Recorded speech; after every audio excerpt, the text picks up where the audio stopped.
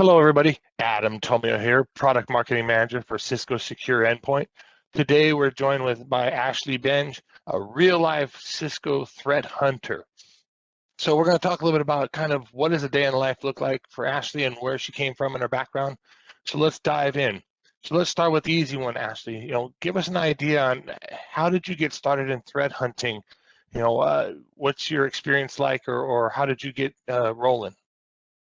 Yeah, my path to security is a little bit of an unusual one, I think. My background is actually in astrophysics, so it was not my intended career path. I kind of find myself here by accident. I spent most of my academic time thinking I would go into academia as a career. That ultimately was not for me.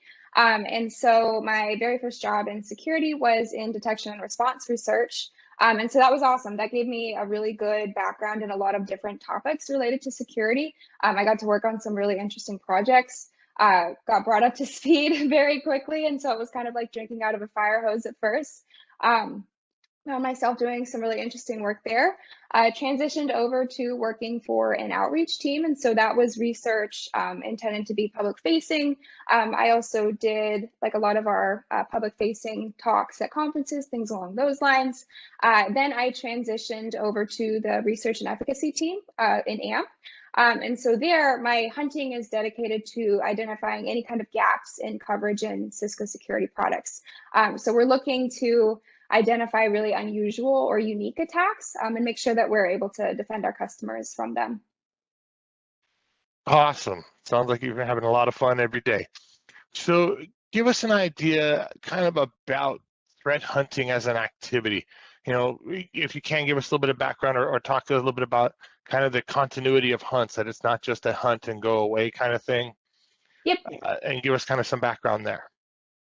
Yeah, so on our team, I like to joke that I'm still in academia, even though I'm pretty far removed from that at this point. We all have different research interests and different niche fields that we're mostly focused on. And so what this means is that we usually have some sort of continuity in the types of research that we're doing. And so when I identify something that I'm interested in hunting for, whether that be sparked by something in the news or something that I'm seeing in my own internal data sources, then my goal basically is to go identify anything I can in our data sets that's related to that might help me develop better coverage for our customers and make sure they're protected. So for me personally, I usually do a lot of Mac OS related malware work. We have others on our team that are focused on things like interesting obfuscation methods, ways that attackers are seeking to evade our existing detections. We have others that are focused on Linux malware. A lot of folks are focused on Windows malware because that is so commonly seen. So the way that we tend to do our research is to kind of tug on threads here and there. I would say that it's like one big piece of yarn maybe, and so we're kind of like pulling off little strands as we see fit. But generally, there is always a common theme to my research, and it's kind of like chasing different rabbit holes as I go along. I might find something that's interesting here, and so I pursue that until I'm able to take it to the end and develop some kind of coverage. And then I'll circle back to that kind of overarching theme of my research. That's cool.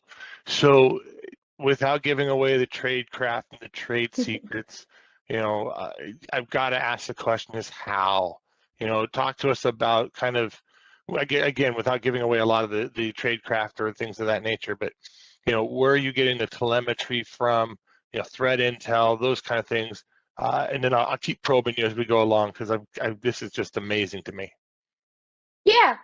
So we have a lot of different data sources. That's one of the perks of working for a company like Cisco is that we are able to see a really comprehensive picture of what's going on in our customers' networks. So for a threat hunter like me, that gives me a